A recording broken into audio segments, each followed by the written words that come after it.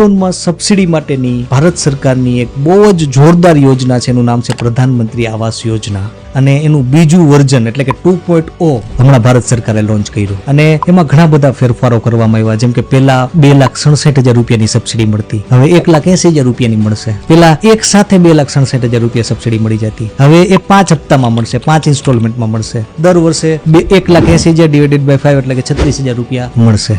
પેલા મેક્સિમમ 18 લાખ રૂપિયાની જેની વાર્ષિક આવક હોય એ લોકોને સબસિડીનો લાભ મળતો, હવે મેક્સિમમ 9 લાખ રૂપિયા જે ફેમિલીની વાર્ષિક આવક હશે એમને એનો બેનિફિટ મળશે. આ ઉપરાંત 2 એક્સ્ટ્રા કન્ડિશન પણ અહીંયા હવે લાગુ પડશે.